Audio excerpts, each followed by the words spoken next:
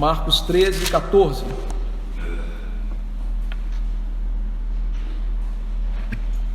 Dando continuidade ao sermão profético do Senhor Jesus Cristo.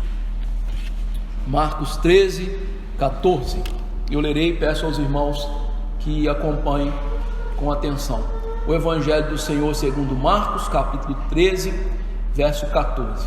Assim diz: Quando, pois, virdes o abominável da desolação, situado onde não deve estar, quem lê entenda, então os que estiverem na Judéia fujam para os montes. Vamos orar.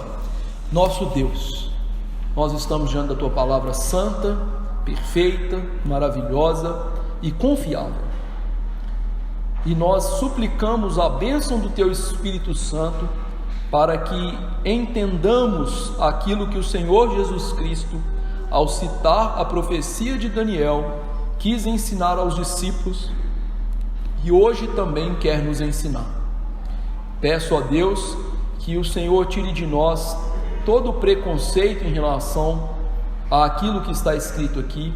Tire de nós, ó Deus, todas as falsas interpretações que nós já ouvimos sobre esse texto, e que nós sejamos levados cativos por Cristo e, junto aos pés santos do Teu Filho, nós possamos ser instruídos pelo Espírito Santo, a fim de sermos santificados e vivermos para a glória do Senhor.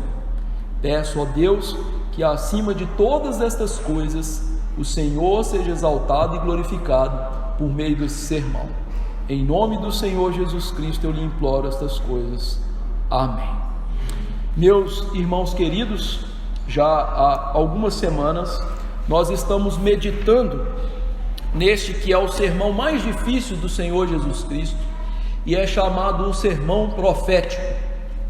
No entanto, como nós temos visto, a interpretação que a maioria dos evangélicos tem apresentado para este sermão é uma interpretação futurista que se refere aos nossos dias, e infelizmente é uma interpretação equivocada. Jesus não está falando aqui de coisas que aconteceriam nos nossos dias ou depois dos nossos dias. Quando nós lemos neste capítulo 13 de Marcos, Jesus disse acerca, por exemplo, da grande tribulação que nós estamos começando a estudá-la hoje. Ele disse o seguinte lá no verso 19: porque aqueles dias serão de tamanha tribulação como nunca houve desde o princípio do mundo que Deus criou até agora, e nunca jamais haverá. Além deste verso, no verso 30, Jesus disse: em verdade vos digo que não passará esta geração sem que tudo isso se aconteça. Estes dois marcadores temporais que Jesus nos dá mostram para nós então que o sermão de Jesus até o verso 30 estão falando de coisas que aconteceriam nos dias dos apóstolos e não nos nossos dias. Além disso, nós temos analisado esse sermão e visto os diversos pronomes pessoais que Jesus usa nesse sermão, que se referiam única e exclusivamente aos apóstolos. Por exemplo, na semana passada, quando nós analisamos o trecho que ia do verso 9 ao verso 13, olha quantas vezes Jesus usou o pronome pessoal vós ou vocês, dependendo da versão. Estai vós de sobreaviso, porque vos entregarão aos tribunais, vos farão comparecer à presença de governadores, para lhe servir de testemunho. Veja, Jesus está falando para quem? Para os apóstolos, de coisas que aconteceriam com os apóstolos. Então, este verso que nós vamos ver aqui hoje segue a mesma linha. Jesus não está falando de coisas que vão acontecer nos nossos dias, como muitos evangélicos têm interpretado. Nós vimos aqui que Jesus deu sinais claros de que aquelas coisas iam acontecer no tempo dos apóstolos, e que infelizmente esses sinais são usados nos nossos dias.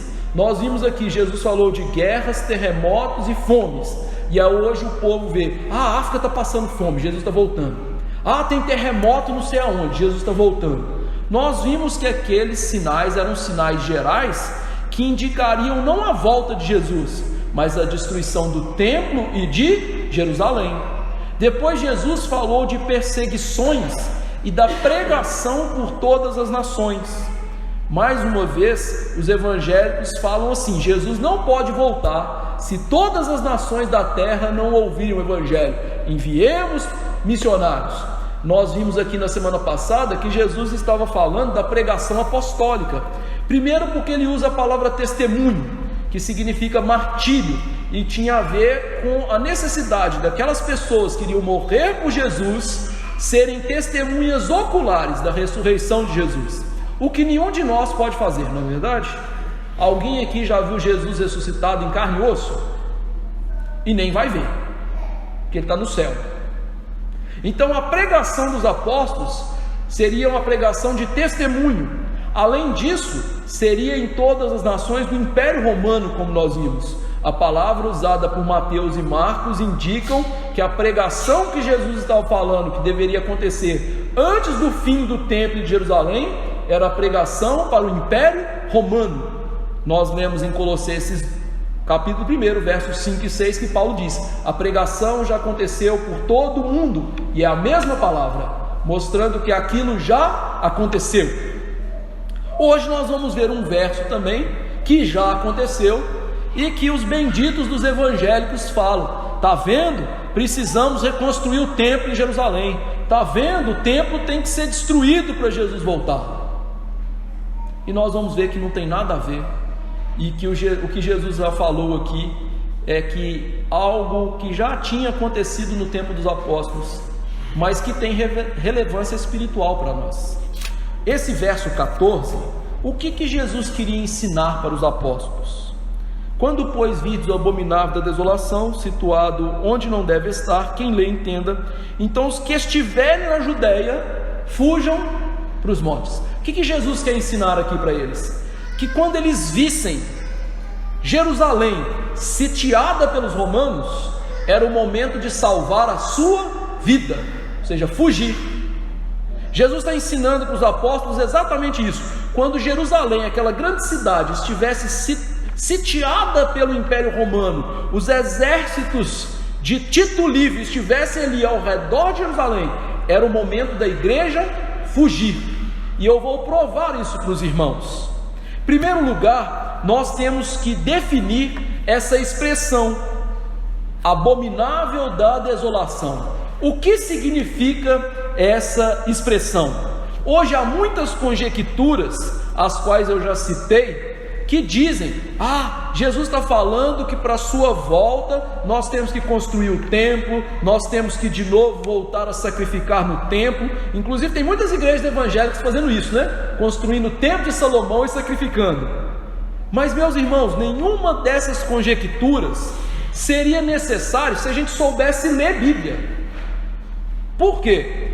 Porque, como nós já aprendemos ao longo de vários e vários sermões e estudos, como que a gente interpreta a Bíblia? Qual é a regra áurea? Primeiro, a Bíblia interpreta a própria Bíblia. Os textos mais claros lançam luz nos textos mais escuros.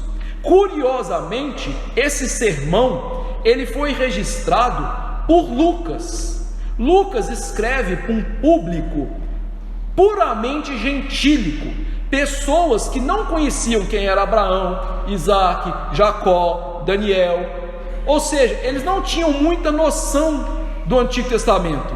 E Lucas, então, quando escreve esse sermão, e este versículo específico, Lucas faz algo muito bonito.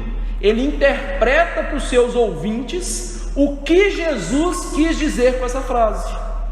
Abra comigo Lucas 21, 20, e você vai ver a similaridade do que está sendo dito por Jesus e que Lucas interpreta. Lucas 21, 20. Veja, é o mesmo sermão, é o mesmo contexto. Olha o que Lucas diz sobre esse versículo.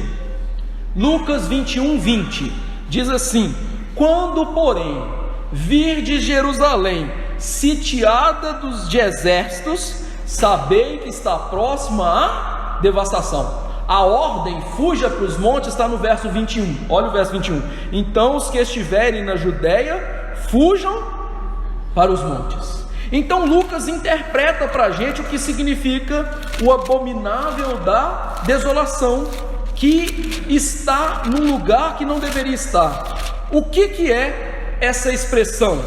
Que quando Jerusalém fosse sitiada pelo Império Romano para a destruição do Templo de Jerusalém, estava se cumprindo a profecia de Daniel sobre o abominável da desolação. É muito claro Lucas interpretando para a gente. O que significa isso? Não é novo templo, não é novos sacrifícios, não é nova destruição do templo, não é o anticristo vindo, é um sinal muito claro. Olha, quando vocês virem o Império Romano cercando essa cidade, chegou a hora de vocês fazerem o quê? Fugir.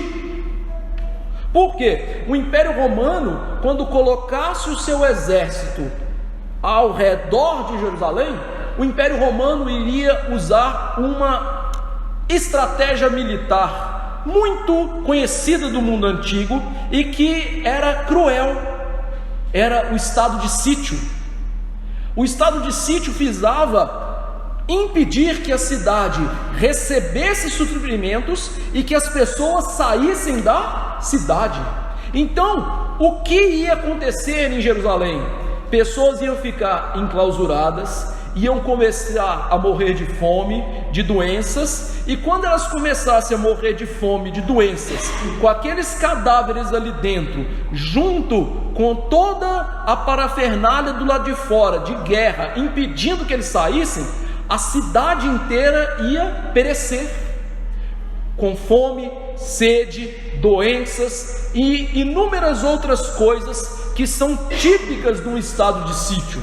Então, o que Jesus está dizendo aqui é que Jerusalém ia passar por isso. E de fato, meus irmãos, no ano 66, aquilo que Jesus diz aqui começou a acontecer.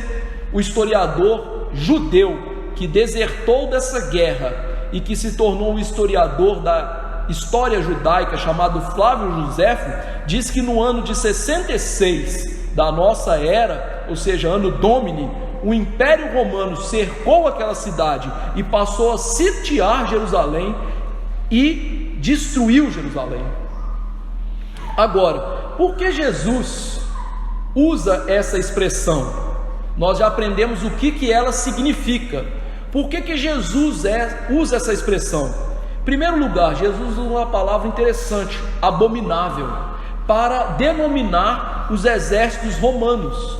Jesus, ao citar aqui Daniel, e Daniel, ao falar disso, há na mente de Daniel, profeta, que falou disso em primeiro, e Jesus está citando aqui, uma teologia bíblica dessa palavra. A palavra abominável no Antigo Testamento estava diretamente relacionada aos ídolos e à prática de idolatria. Por exemplo, nós temos em Deuteronômio 7, 25 e 26, a seguinte passagem: as imagens de escultura dos seus deuses queimarás, a prata e o ouro que estão sobre elas não cobiçarás, nem os tomarás para ti, para que te não enlaces neles, pois são abominação ao Senhor teu Deus. Não meterás, pois, coisa abominável em tua casa, para que não sejas amaldiçoado semelhante a ela. De todo a detestarás e de todo a abominarás, pois é amaldiçoada. Mais adiante, no livro de Deuteronômio, capítulo 27, verso 15, Deus ainda diz por meio de Moisés: maldito o homem que fizer imagem de escultura de fundição, abominável ao Senhor, obra de artífice, e colocar essa obra num lugar oculto. E todo o povo tem que responder amém. Então, a palavra abominável refere-se à antiga prática de construir ídolos e adorá-los. A questão é: por que esta palavra se refere ao exército romano? O exército romano, meus irmãos, quando marchava, ele levava estandartes com animais que representavam seus falsos deuses. e o animal mais comum era a águia, que diz Flávio Joséfo que era levado por eles porque era um dos animais mais esplêndidos conhecidos, e debaixo daquela águia havia a insígnia Roma Victor, ou seja, Roma vai sair vitoriosa por causa dos seus deuses. Então aquele exército, ele não marchava somente por interesses humanos, mas marchava por interesses religiosos. As suas insígnias eram insígnias de homenagem aos falsos deuses, deuses que eles seguiam, eles adoravam e eles achavam que davam vitória nas suas guerras. E é interessante que quando então aquele exército romano invadiu a Judéia, aquilo trouxe um grande pejo para o povo de Deus. Por quê? Deus deu um mandamento ao seu povo falando sobre a idolatria. O Êxodo, lá nos 10 mandamentos, no capítulo 20, o primeiro mandamento é: não terás outros deuses diante de mim. Mas o segundo mandamento é: não farás para ti imagem de escultura, nem semelhança alguma que há em cima no céu, embaixo na terra ou nas águas debaixo da terra, e nem as adorarás. Esse mandamento proíbe qualquer culto por meio de imagem, seja de anjos, de Maria, de Jesus ou de qualquer outra criatura que exista. Esse mandamento, que é tão pervertido nos nossos dias, era levado muito a sério pelo povo judeu naquela época.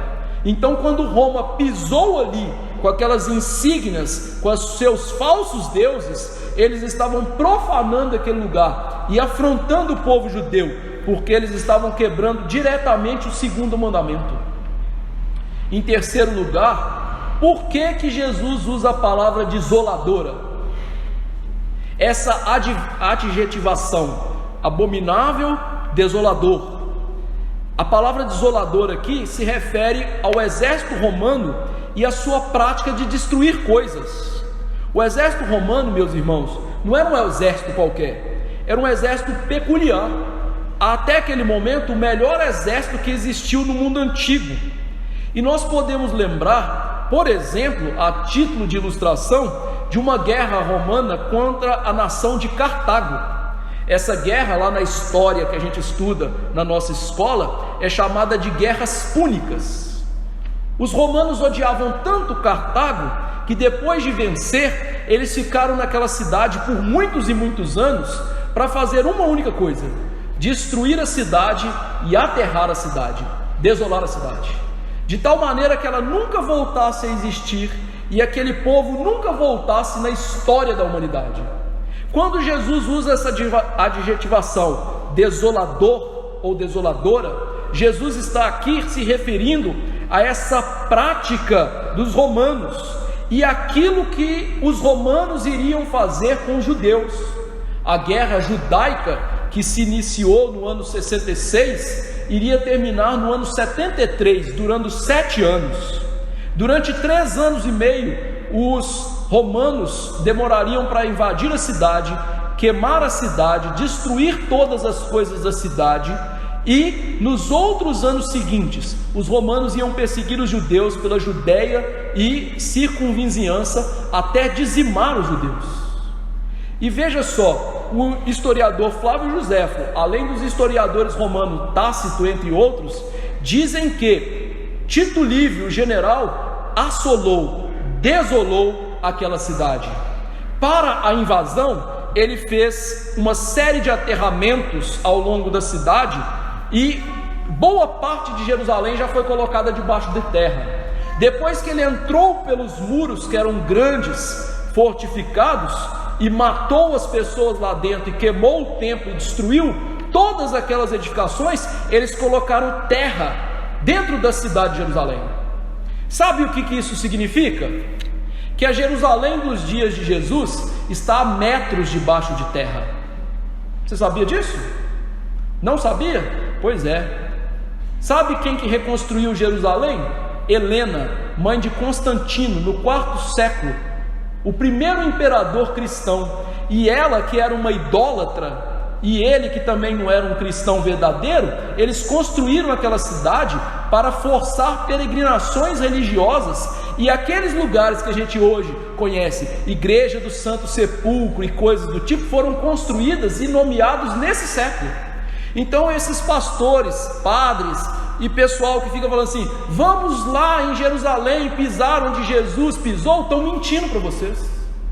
A cidade onde Jesus pisou está a metros e metros de terra. É só você ler os historiadores romanos e Flávio Joséfo no livro dele, A Guerra dos Judeus, que eles vão falar isso. Por quê? O Império Romano era um império que costumava desolar, destruir, aterrar cidades. E aqui o objetivo deles não era colonizar. Tamanho ódio que eles estavam dos judeus, porque os judeus os traíram, que eles queriam acabar com os judeus.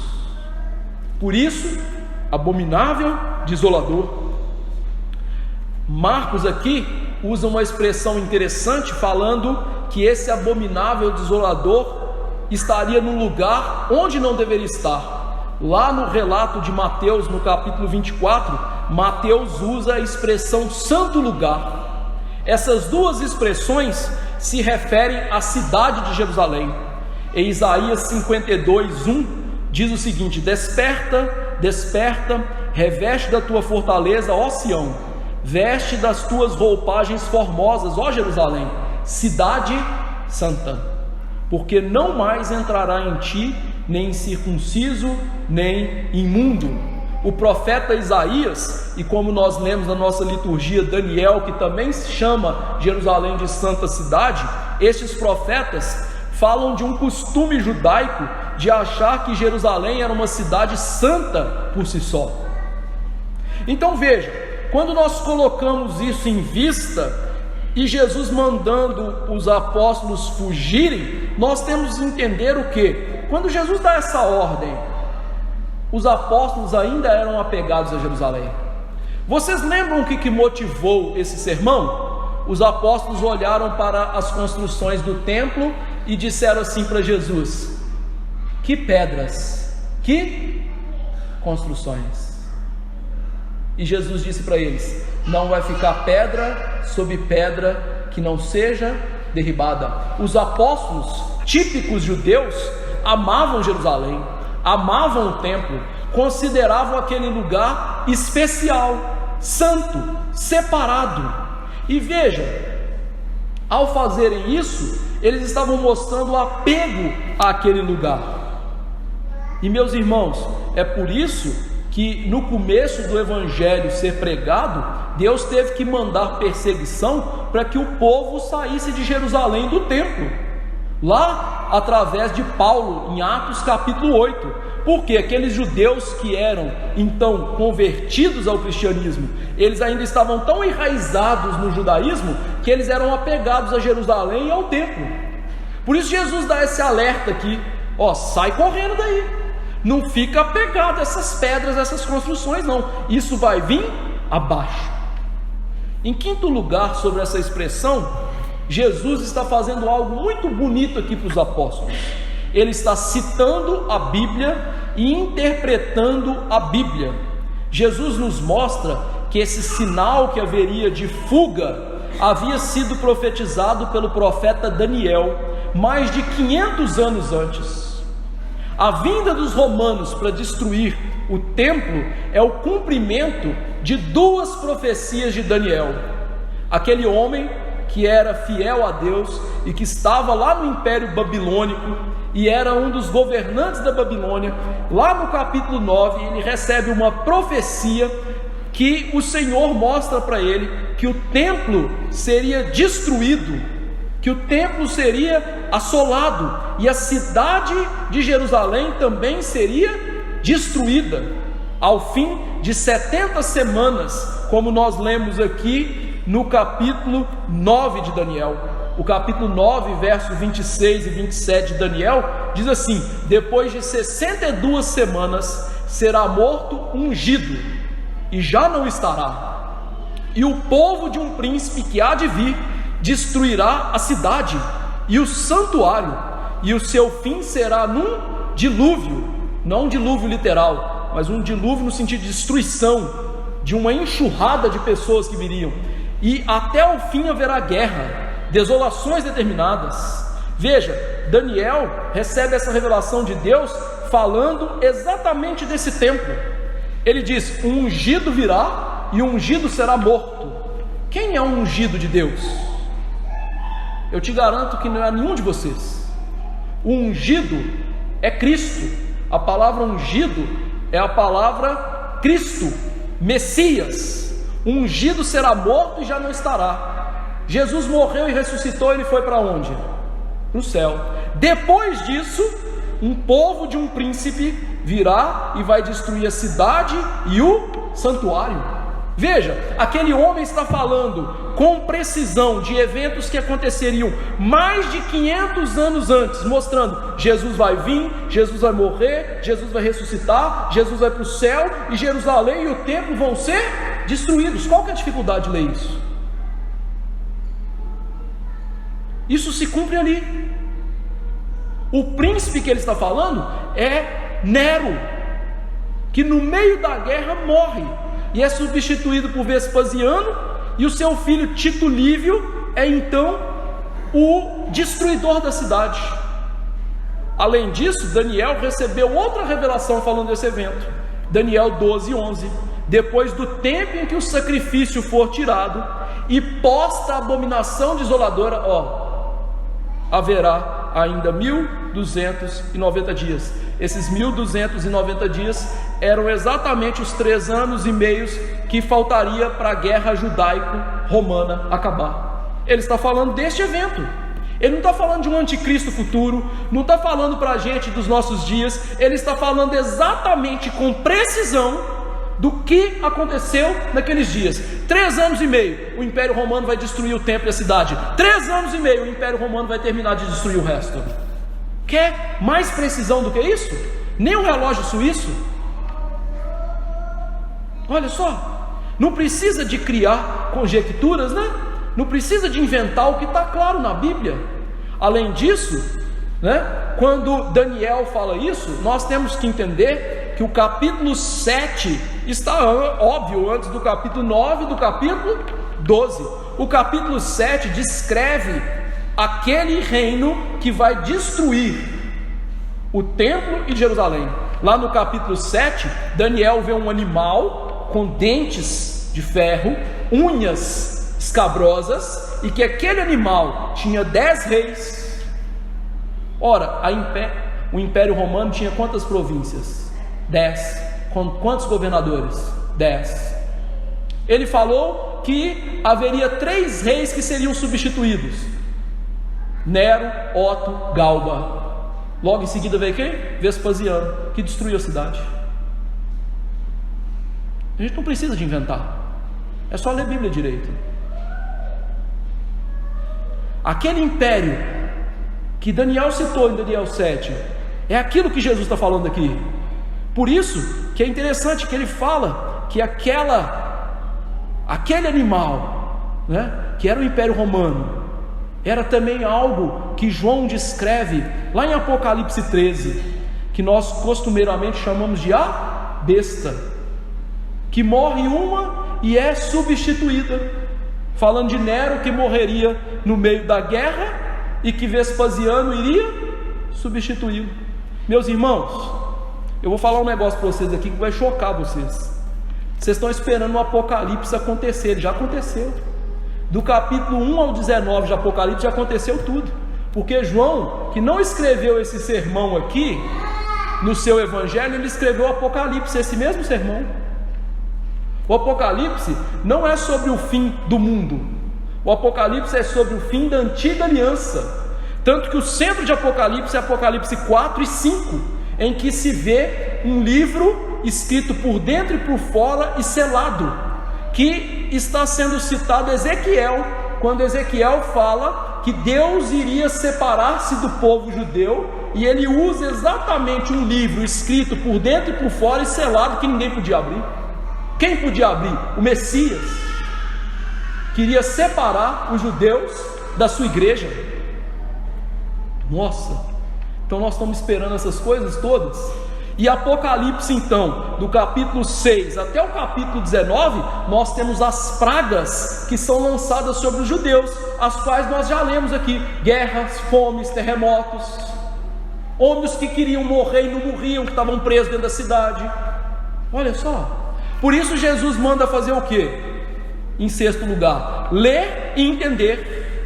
Jesus está falando isso justamente por quê? Porque nós temos tanta imaginação e a gente quer ler Bíblia com a nossa imaginação. Bíblia não é para ser lida com a nossa imaginação, Bíblia é para ser lida no contexto que ela foi escrita. E a importância de se ler e entender é fundamental, porque Jesus está falando de eventos que, se eles não lessem e entendessem corretamente, eles iriam morrer, perder suas vidas. Então, quando Jesus manda ler e entender Daniel, ele queria que os seus apóstolos e os seus discípulos olhassem para a profecia de Daniel e vissem o quê? Aqueles tempos que Deus havia determinado ali, eles se cumpririam em tal precisão do propósito de Deus, que se eles perdessem o tempo da fuga, eles iam morrer junto com os judeus. Por isso que ele divide lá Daniel, aquele tempo de grande tribulação como Jesus, em tempos, metade de um tempo, 3 anos e meio. Tempos, metade de um tempo, 3 anos e meio. A guerra judaica começa quanto? Ano 66. O templo é destruído quanto? Ano 70. A guerra judaica acaba quando? Ano 73. Exatamente 7 anos. Do jeitinho que o profeta falou. E por que eles precisavam de saber de todos esses detalhes? Lucas fala: porque eles precisavam de salvar as suas vidas. Se eles não saíssem correndo dali, o que ia acontecer com eles seria terrível. Eles iam morrer. E para você ter um pouquinho de detalhes disso, o historiador que eu já citei, Flávio Josefo, ele conta que durante esse cerco de Jerusalém, mais para o final do cerco, os judeus não aguentavam mais, muitos se rendiam, e cerca de 5.000 judeus eram mortos todos os dias, e muitos judeus eram então crucificados na frente da cidade e ao longo da cidade. E a carnificina era tanta que às vezes o Império Romano com seu exército não tinha como tirar os mortos e sepultá-los, e a cidade fedia a defuntos, cadáveres. Veja, Jesus queria que os seus discípulos não passassem por isso, porque Jerusalém tinha a maior igreja daqueles dias. O primeiro sermão de Pedro, 3.000 foram salvos. O segundo sermão de Pedro, mais 2.000 foram salvos. Jerusalém tinha a maior igreja, a igreja que semeou o evangelho para a Judéia, para a Samaria e para os confins da terra. Aquela igreja era a igreja mais importante daqueles dias, não era a igreja de Roma como os papistas falam. Foi em Jerusalém que teve o primeiro concílio, o concílio de Jerusalém, resolvendo a questão dos gentios. E quem liderou o concílio? Tiago, o irmão de Jesus, que era pastor da igreja de Jerusalém. Olha só, então Jesus queria que aquela igreja tão importante não ruísse, não fosse destruída. Por isso, por que Jesus fala isso para aquele povo? Porque ele tinha uma finalidade prática. Jesus não está querendo dar detalhes de curiosidade, Jesus não está querendo entreter eles com a escatologia dos nossos dias, né? Ah, não, aqui é os exércitos de Putin, aqui é o imperador da China, aqui é o Trump, que agora é o anticristo. Jesus não queria fazer esse tipo de coisa que os pastores fazem hoje, uma miscelânea na cabeça das pessoas. É o chip da besta. Jesus queria que eles aprendessem aquilo para quê? Para fugir, para salvarem as vidas deles. Por que Jesus queria que eles fugissem e salvassem as suas vidas? Porque o que ia acontecer com Jerusalém, com o templo, era a ira de Deus que ia cair sobre aquela cidade. E para provar isso para você, e eu não disse que o Apocalipse já cumpriu? Abra comigo aí Apocalipse 11:8. Apocalipse 11:8. Olha só como é que Deus descreve essa tragédia em Apocalipse.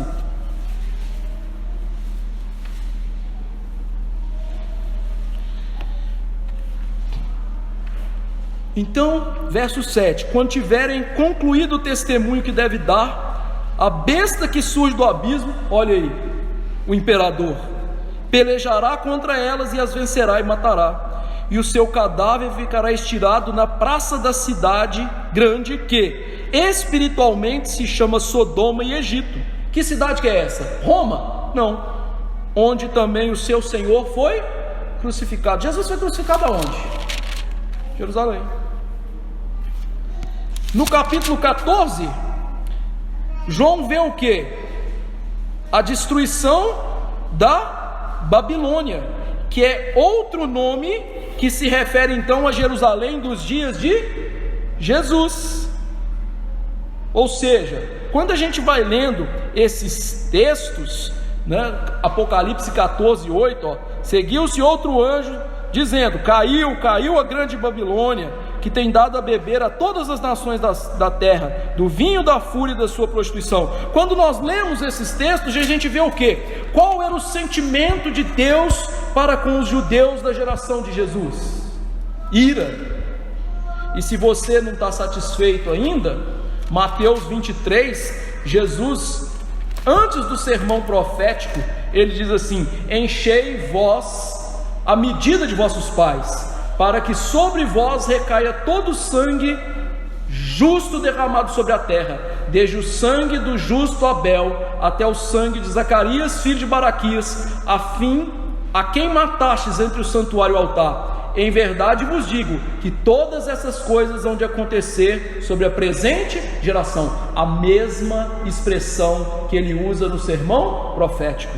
Se você ainda não estiver satisfeito, Paulo, lá em 1 Tessalonicenses, capítulo 2, verso 16, Paulo fala mais um pouquinho sobre isso. Vamos abrir Tessalonicenses, capítulo 2, verso 15 e 16. Olha só o que ele está falando.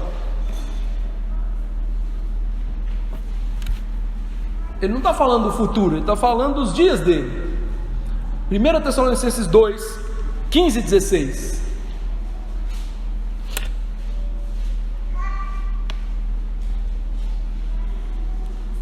Diz assim: os quais não somente mataram o Senhor Jesus e os profetas, como também nos perseguiram, e não agradam a Deus, e são adversários de todos os homens, a ponto de nos impedirem de falar aos gentios, para que estes sejam salvos, a fim de irem enchendo sempre a medida de seus pecados.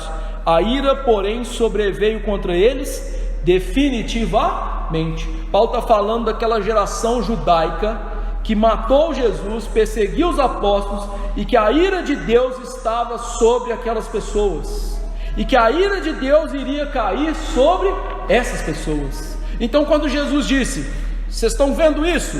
Fujam. Jesus está querendo livrar a sua igreja daquilo que a gente chama de a ira temporal de Deus.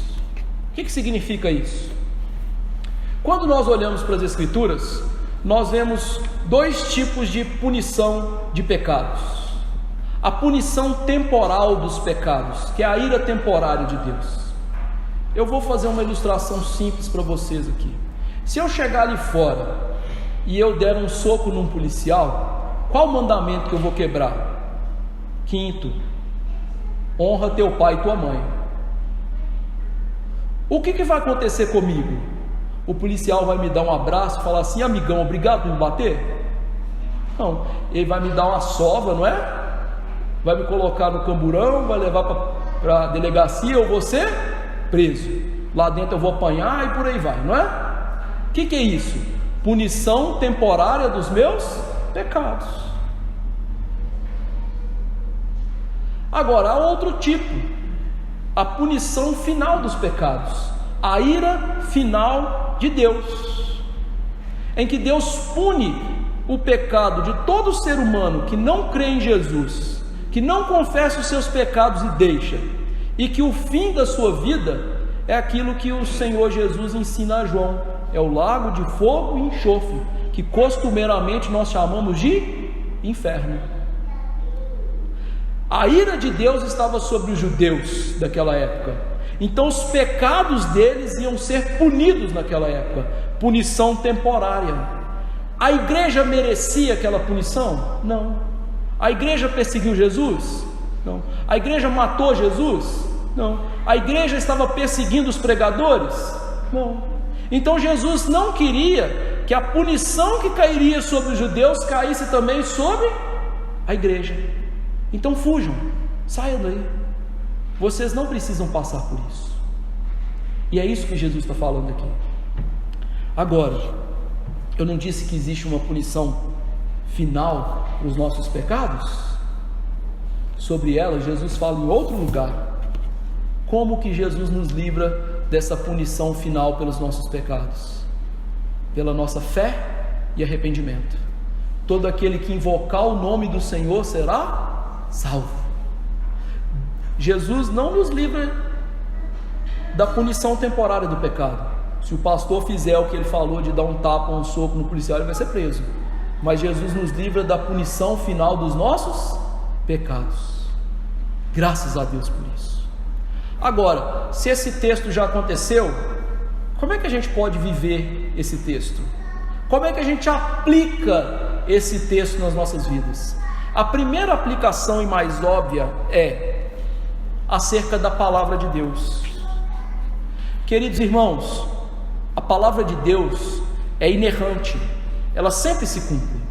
Nós vimos aqui profecias dadas com mais de 500 anos que Jesus está citando e que se cumpriram com precisão milimétrica. Por que isso? O apóstolo Pedro diz: nenhuma escritura provém de particular elucidação, mas homens santos falaram, movidos pelo Espírito Santo, falaram a palavra de Deus. Ou seja, todas aquelas profecias não foram inventadas, como essas falsas profecias que nós estamos vendo nos nossos dias e que não se cumprem. Quem dera, né? O Galo vai ser campeão todo ano, né? Isso é tudo bobagem, gente. A profecia do Senhor, ela se cumpre cabalmente. E aqui, quando a gente lê esse sermão, a gente pode animar o nosso coração e falar assim: a Bíblia é a palavra de Deus, a Bíblia é a verdade. É tão triste quando nós vemos hoje irmãos que acreditam mais na ciência do que na Bíblia. Querido irmão, ciência não é verdade. Deixa eu fazer rapidamente um exercício com vocês. Como é que você prova que o Big Bang existiu? Se fosse para ser um fato científico, eu teria que ir no laboratório e reproduzir o evento. E além de reproduzir o evento, eu tinha que conseguir falsear o exemplo. É possível fazer isso? Não. Então o mundo vir de uma grande explosão é fato científico? Não. Mas quantas pessoas acreditam nisso e descartam a Bíblia? O ovo hoje é bom ou é ruim, gente? Hoje a gente cozinha com óleo de soja ou com banha de porco? A ciência está em constante mudança, mostrando o quê? Ela não é verdadeira, ela não é fiel. Agora a palavra de Jesus nunca passou. Ele disse: todas essas coisas vão acontecer nessa geração, e aconteceram exatamente como ele disse. Então creia nas palavras de Jesus. Segunda aplicação, Daniel, o profeta, disse: quem lê, entenda. Disso aqui nós podemos tirar duas pressuposições básicas. Primeiro, quem lê, a necessidade de ler a Bíblia. Jesus deseja que nós sejamos árduos leitores da Bíblia. Meus irmãos queridos, infelizmente hoje muitos crentes leem a Bíblia só no culto. E muitos crentes chegam em casa, colocam a Bíblia lá e ela fica a semana inteira em cima da escrivania, e eles jamais abrem as Bíblias para lerem. E tem outros que ainda fazem pior, né? Abre e coloca lá no Salmo 91, igual os papistas, idólatras, e deixam lá como se aquilo fosse protegê-los. Jesus quer que nós leiamos a Bíblia. Quem lê, nós precisamos de tomar ciência das suas histórias, das suas promessas, dos seus fatos, das suas personagens e, sobretudo, do personagem central da Bíblia, que Pedro diz lá em Atos 10:43, dele todos os profetas dão testemunho de que aquele que crê no seu nome recebe a remissão de pecados. Nós precisamos de ler a Bíblia todos os dias, constantemente. Você tem feito isso? Se não, se tivesse vivo naquela época, você ia morrer, né? Que coisa, hein? Qual a segunda proposição aqui? E que é a terceira aplicação nossa. Quem lê tem que fazer o quê? Entender. Não basta ler a Bíblia, nós precisamos também entender a Bíblia. E para entendermos a Bíblia, nós precisamos de estudar a Bíblia. Vocês viram quantos versículos que eu citei aqui estavam relacionados com esses textos? É preciso estudar, é preciso mais do que aquela leitura rápida, mas é preciso a gente entender a Bíblia, o que ela está dizendo para nós. E é uma lástima hoje que os crentes não entendem Bíblia. Por quê? Porque eles não leem, e quando leem, faz uma leitura superficial, rápido o bastante para eles nem lembrarem o que eles leram. Para você e eu tirarmos as verdades da Bíblia e aplicarmos corretamente, é preciso gastar tempo. Por isso que o homem bem-aventurado, ele medita na lei de dia e de noite.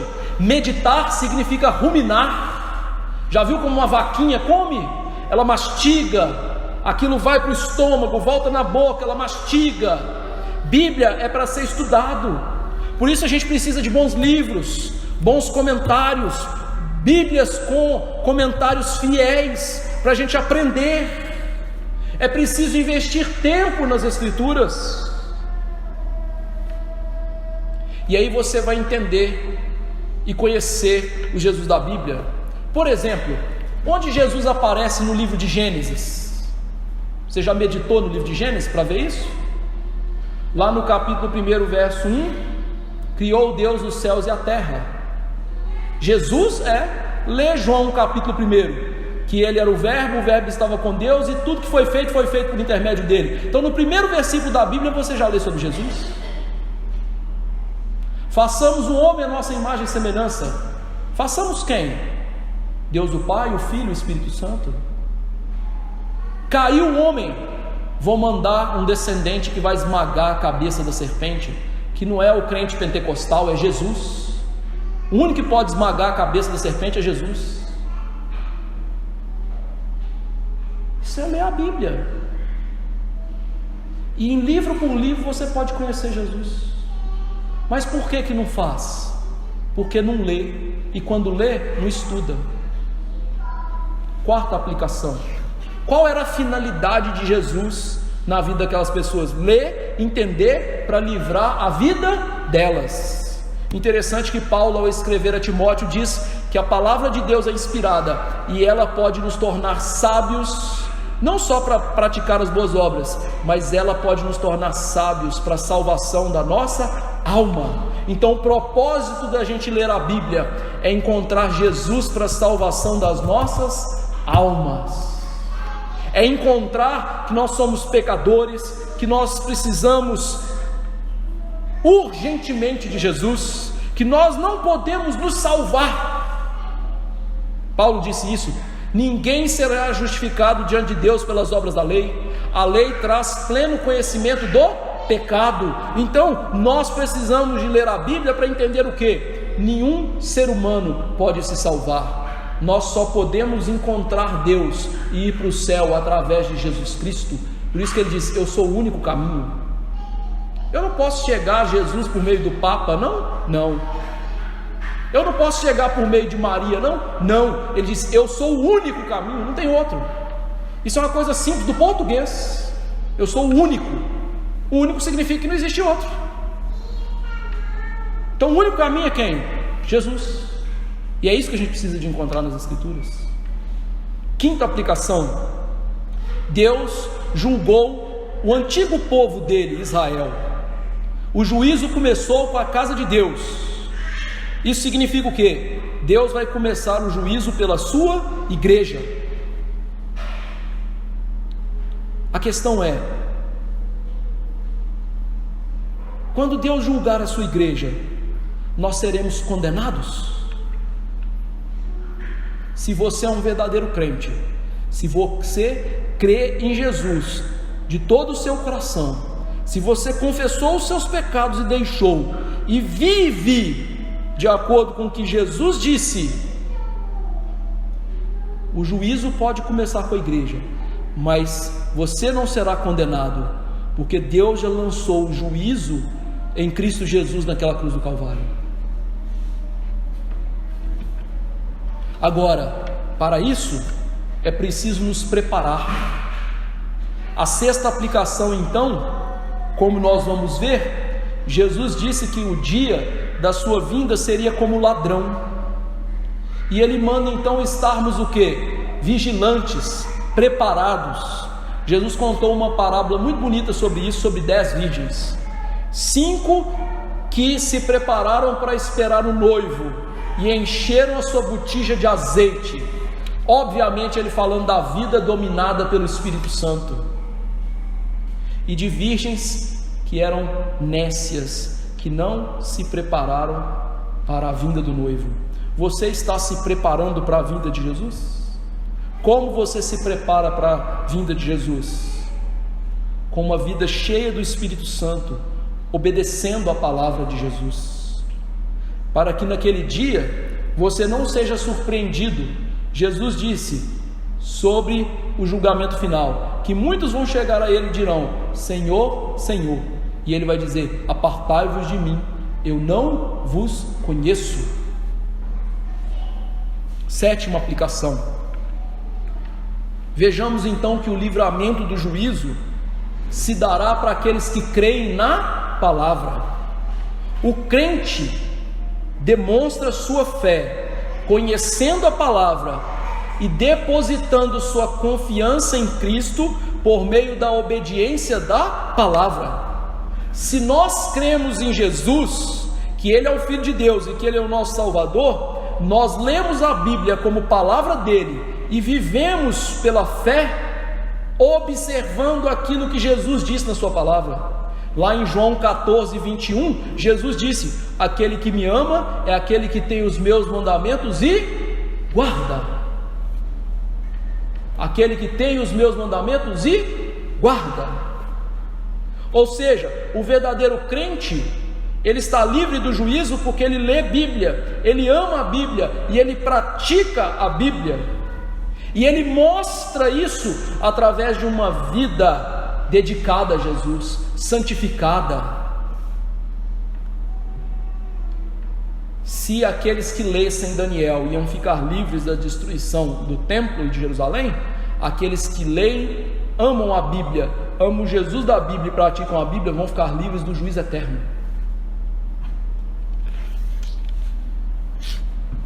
Oitava aplicação. O problema é que muitos leram e não entenderam, e outros leram, entenderam e não creram. Hoje muitos leem e não entendem, e muitos leem e entendem e não creem e não praticam. Por isso Paulo, escrevendo aos Tessalonicenses, ele diz que a vinda de Jesus, o juízo será contra aqueles que não conhecem o Evangelho e aqueles que não obedecem o Evangelho. Aqueles que não conhecem e aqueles que não obedecem. O juízo eterno vai chegar para todos aqueles que não entendem e não obedecem. Então, se você está aqui hoje com uma religiosidade relaxada, falsa, que não conhece as palavras de Jesus e não obedece a Jesus, e você está achando que você está indo para o céu, você está enganado. É o momento de você se arrepender. Você obedece a Jesus? Se não, por que você acha que você está indo para o céu? Deixa eu fazer uma ilustração. O seu pastor, é um leão? Não, sou um ser humano, não é? Se eu ficar falando assim para mim mesmo, sou um leão, sou um leão, sou um leão, e eu entrar no meio de um bando de leões, o que vai acontecer comigo? Eles vão me devorar, não é? Se você ficar falando assim, eu sou um crente, sou um crente, sou um crente, sem obedecer a palavra de Deus, o que vai acontecer com você no juízo final? Entendeu a lógica? Última aplicação: o juízo final cai sobre os ímpios, e o juízo de Jerusalém, que nós vamos ver semana que vem, que é terrível, grávidas sendo destruídas, idosos sendo arrastados, não chega aos pés daquilo que Jesus falou sobre o inferno. Um juízo que é banido da face de Deus para todo sempre. Mais uma vez citando Tessalonicenses 2, capítulo 1. Sabe o que é ser banido da face de Deus para todo sempre? Para o judeu, a face significava o quê? Favor, bênção. Tanto que a bênção arônica é: Senhor, vire o rosto do Senhor para nós e nos dê a paz. Banido da face de Deus para todo sempre significa o quê? Qualquer bondade, qualquer longanimidade, qualquer misericórdia, qualquer benefício de Deus que existia para nós vai ser tirado para todo sempre. O que vai restar sobre o ser humano que não se rendeu a Jesus? Só a ira de Deus para todo sempre. A ira de Deus é tão forte, pastor. Você quer ter uma ilustração da ira de Deus? Não olha para o Antigo Testamento, não, olha para o Novo, para a cruz. Jesus estava pregado naquela cruz, recebendo a ira que era minha e sua, e ele disse: Senhor, por que me desamparaste? Tamanho sofrimento da ira de Deus que ele estava sofrendo. Agora, Jesus é Deus. Imagina os seres humanos sofrendo a ira de Deus. Você acha que alguém dá conta? Não seja como os judeus, que não se escaparam dos romanos. Seja como a igreja, que ouviu, leu, entendeu e escapou.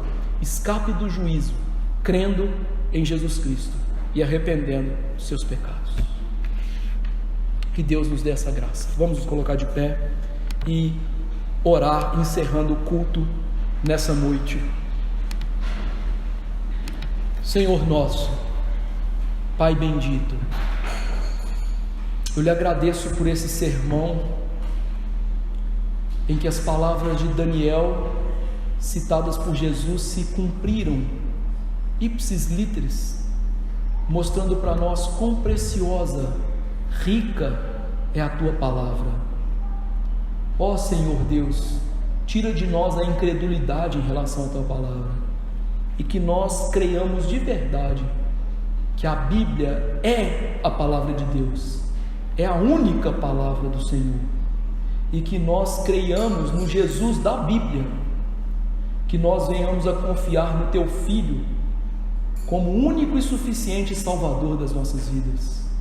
Tira de nós toda vã presunção, toda incredulidade, toda falsa fé, e que nós, ó Deus, amemos a Jesus, e nossa vida seja então perdoada e dedicada a Jesus.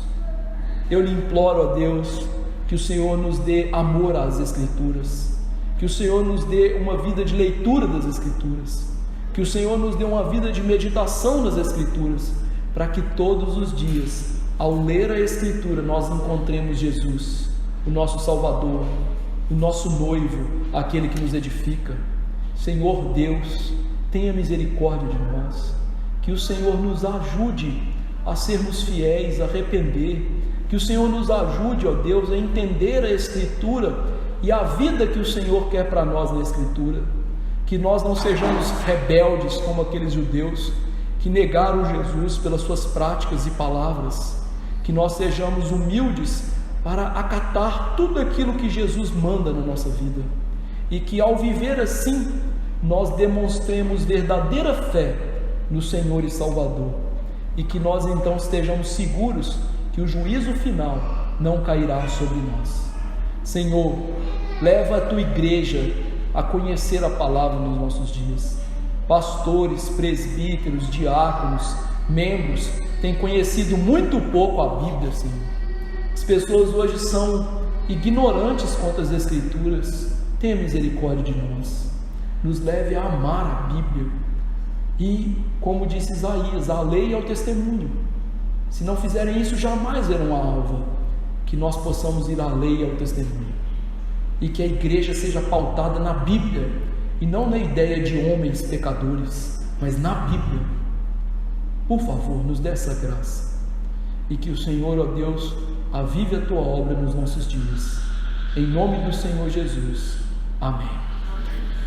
Que a graça do Senhor Jesus, o amor do bendito Pai e a eterna consolação do Espírito estejam com os verdadeiros crentes, hoje e para sempre, amém. Desde assentar, meus irmãos.